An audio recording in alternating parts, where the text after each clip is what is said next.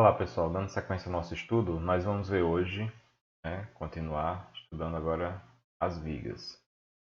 Então as vigas, o estudo das vigas é o nosso primeiro assunto relativo a estruturas planas, estudo das estruturas planas. Então o que nos motiva, tá? Inicialmente a estudar esse tipo de estrutura, tá? A primeira motivação importante é que é o tipo de estrutura mais usada na construção. Então você vai ver qualquer construção o uso da viga vai ser um elemento muito comum e cotidiano, né? Além das lajes, as vigas são elementos muito comuns juntamente com pilares, tá? Então é um sistema bastante usado. Ele serve quando você estuda as vigas, você de certa forma também está acabando estudando as estruturas como as lajes. Então ele é subsídio para o estudo das lajes. Então é interessante essa forma de abordagem. A partir do momento que a gente começa a entender as vigas, a gente tem uma melhor condição também de entender as lajes, um elemento estrutural.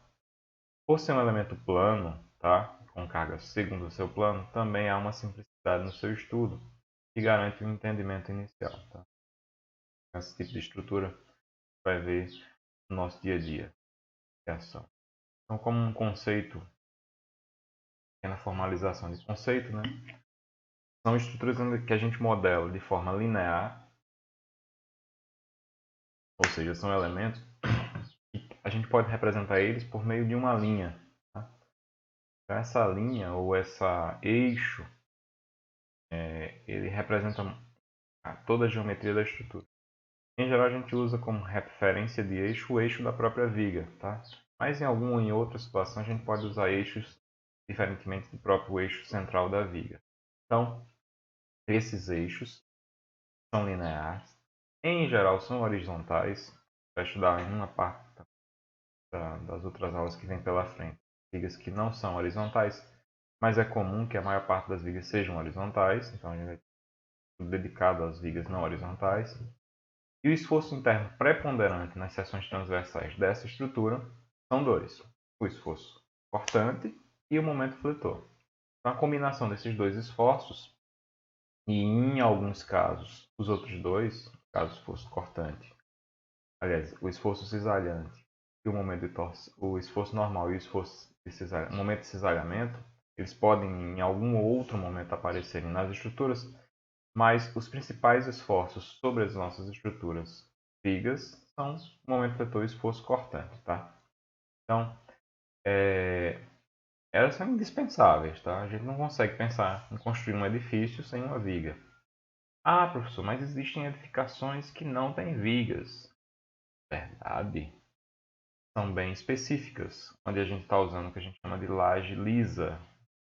Mas mesmo para entender, até a gente chegar numa laje lisa, ou seja, uma laje onde a gente não fez o uso de vigas, pensou o uso das vigas, o conceito de viga é fundamental para que a gente chegue até lá, tá? Mas repita, é o mais comum, tá? Edificações e as mais gerais. Pontes, viadutos, estruturas pré-moldadas, tá? É um elemento fundamental nas estruturas pré-moldadas, tá? Então, assim, você vai ver aplicações as mais diversas possíveis, tá?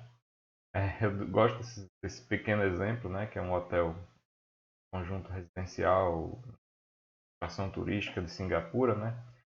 O elemento que vocês observam sobre as três edificações, né? Ela é uma viga, tá? Óbvio que não é só uma viga, mas como um agente, você poderia estudar ele como um todo, global dele, como uma viga. É um barquinho que está flutuando, né, sobre três prédios, mas ele é uma viga. Tá? Nossas centrais de aula da UFESA, todos eles estão sobre a base de diversas vigas. Uma foto de uma das nossas centrais de aula. Viadutos em geral, essa é uma foto de um acidente, colapso provocado sobre a estrutura desse viaduto devido a um terremoto na cidade de Kobe, no Japão, na década de 90. Então chama a atenção dessa imagem, né? Você percebe que a estrutura funcionou muito bem. A parte das vigas ela não sofreu nenhum tipo de colapso, tá? Houve colapso no apoio, colapso do pilar, mas as estruturas das vigas elas se mantiveram praticamente intactas com a ação dinâmica, tá? Com a ação do terremoto. Recomendo a vocês buscarem um videozinho na internet que é sobre essa ponte, tá? Tacoma. A ponte de Tacoma, nos Estados Unidos. Tacoma Bridge. Busquem um videozinho na internet e assistam, é muito interessante. Então, as vigas são elementos que estão no cotidiano das nossas edificações, tá? Não se assustem quando vocês virem. Então, quanto às equações, a gente encontra como equações resolventes das vigas, basicamente as três equações de equilíbrio do caso plano, ou seja, somatório de força na direção x, somatório de força na direção y e momento em torno de z, que a gente já se referiu na aula de número 3. Tá? E essas vigas podem ser classificadas segundo a estaticidade em vigas isostáticas, hiperestáticas ou hipostáticas, a depender das condições de suporte delas. Tá? Então, para cada uma desse tipo de viga, a gente tem uma condição diferente de tipificação em relação à condição estática. Então, obviamente, a gente vai se dedicar primordialmente, né, às estruturas isostáticas nessa disciplina. Na disciplina 2, né, que é um pouquinho mais avançado no conceito, a gente se dedica a essa. E as hipostáticas, obviamente, são estruturas que não são do nosso interesse. Podem até aparecer na nossa ação profissional, ou eventualmente em alguma situação, mas elas não são do nosso interesse, porque elas não têm um equilíbrio garantido a todo tempo, tá? Um equilíbrio condicional. Então, vou fazer uma classificação rápida com vocês. Ó. Então, por exemplo, essas vigas aqui, essas duas vigas são hiperestáticas, então vou colocar hiper. Por que elas são hiperestáticas? Ó, você tem três condições de suporte aqui e mais uma aqui. Então, ela é hiperestática. Mais duas vigas aqui para a gente avançar. Novamente, essa viga aqui é hiperestática, ou seja, tem dois engastamentos. Essa aqui é hiperestática porque ela tem mais suportes, né? Falei. Essa daqui já é uma viga isostática. Essa também é uma viga isostática clássica. A viga clássica de estudos, a gente vai estudar várias vezes ela. Outra viga isostática. Essa é uma viga, olha que interessante. Ela não é, ela é hiperestática e ela é hiperestática e hipostática ao mesmo tempo, tá? A minha atenção na aula ao vivo, assim, que a gente fala um pouco mais sobre ela, mas vamos classificá-la como hipostática. Tem nenhuma hipostática até agora, então essa vai ser a nossa hipostática. E essa última vocês não estão vendo, tá até projetada sobre a minha foto, mas são três rolinhos, ou seja, três bolinhas. Então também é uma estrutura hipostática. Só tem até três apoios, só que não tem nenhum apoio horizontal. Então a estrutura é um carrinho, né? Por isso que ela não é isostática. Então, para estudar as vigas, né, fazendo uma introdução ao estudo das vigas, a gente tem que recair naturalmente no conceito de seccionamento estrutural, tá? Então é imprescindível que a gente seccione a estrutura. Seccionar a estrutura nada mais é do que cortar, tá? Então, cortando a estrutura, a gente vai observar o interior das seções transversais dela. E o que vai aparecer no interior das estruturas, das vigas, são esforços internos. São esforços do tipo normal, ou seja, forças que têm uma direção normal ao plano da seção. São esforços do tipo cortante, ou seja, que têm uma direção paralela à seção de corte. Então, tem direção cisalhante, então provoca um esforço cortante. E tem os momentos de flexão, ou seja, momentos cuja resultante tendem a girar a estrutura em torno de uma reta que faz parte do plano suporte de corte. Então, esses três esforços internos são os esforços que vão surgir toda vez que você seccionar uma viga, tá? Alguns às vezes vão ser negativos, aliás, alguns vão ser às vezes nulos e outras vezes vão ser existentes, tá? Dá para ter esforço dá para ter o quarto tipo de esforço, que seria o momento de torção. No caso plano não, tá? Não dá para aparecer. Quando numa viga vai ter torção? Quando essa viga for acoplada a uma terceira viga que esteja fora da direção do seu plano. Então, por exemplo, se você tiver um cotovelo, uma viga está aqui apoiada no cotovelo. Tem uma viga segundo a direção do braço e outra na direção do antebraço. Então, a direção dessa viga do braço ela pode provocar torção no antebraço, mas dentro do mesmo plano não é possível. Como a gente está estudando sistemas planos, então o momento de torção para a gente só vai surgir lá na terceira unidade que a gente estiver tratando de grelha. E aí é quando você vai ter uma viga fazendo encontro contra a viga com direções não paralelas. E aí a estrutura deixa de ser plano, ser espacial. Então é importante a gente definir, tá? Caracterizar quando o esforço cortante, quando o esforço interno é positivo ou negativo, tá? Então vamos elencar aqui os 3 esforços internos.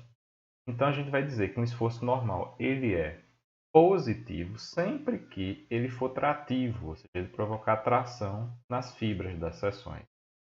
Então sempre que tiver a direção de tração, ele é positivo, ou seja, a tração é um esforço normal positivo.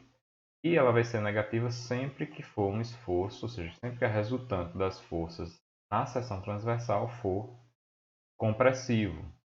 Então, é uma definição bem importante. Então, se houver tração, esforço normal positivo. Se houver compressão, o esforço normal é negativo. Tá? Fica claro isso. E aí, eu estou representando essas seções tanto à esquerda quanto à direita da seção. Tá bom? Então, seja a direita ou a esquerda da seção, se for tração é positivo, se for compressão é negativo. Para o esforço cortante, é diferente. Quando é que ele é positivo? Depende da orientação. Então, à esquerda da seção transversal, a gente diz que o esforço cortante é positivo se ele tiver orientação vertical por acima. E ele é positivo à direita da seção transversal, ou seja, à direita da seção transversal, se ele tiver orientação para baixo. Então, esses são os esforços cortantes positivos. Tá? Tem umas regrinhas assim para você aprender ou para decorar. Faz esse desenho e pense assim, ó, se eles estiverem provocando giros horários,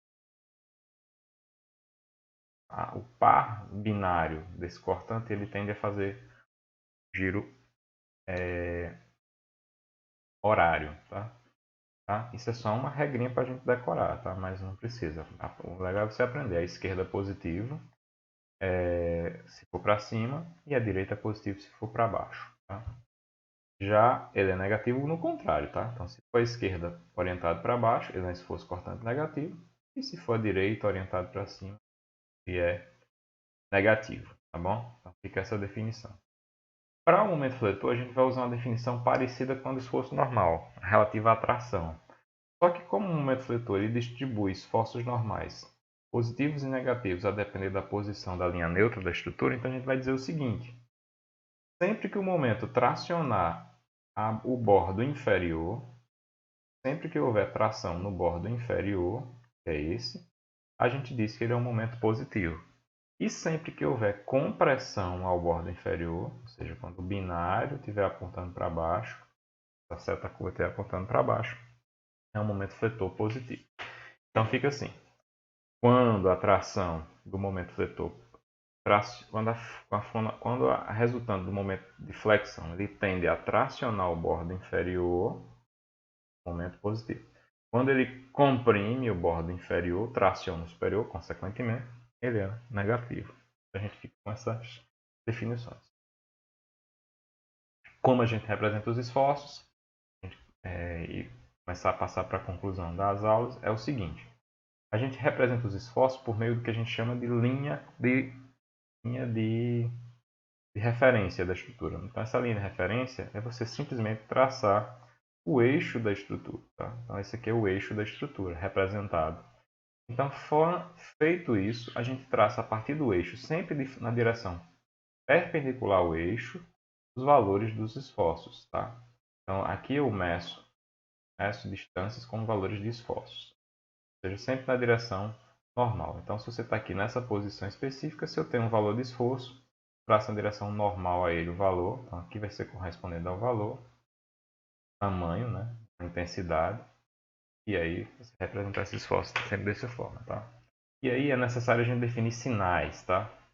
Então, existe uma convenção clássica para a gente, que é engenheiro civil, que é a convenção de momento fletor positivo sempre traçado para o eixo a parte inferior ao eixo, tá? Então é contrário à lógica, tá? E é bem legal que seja contrário à lógica, tá? Na aula síncrona, me chamem a atenção que eu quero falar historicamente por que disso. Eu não vou me deter aqui, porque é bom a gente fazendo isso na aula síncrona. Mas quando você tiver postos de momento fletor positivo, a gente vai marcar eles sempre para a parte inferior do eixo, ou seja, por baixo do eixo. Quando você tiver momentos fletores negativos, aí você vai traçar na parte do bordo superior do eixo. Tá? Então, bordo superior, momentos negativos, bordo inferior, momentos positivos. Isso para o traçado dos esforços.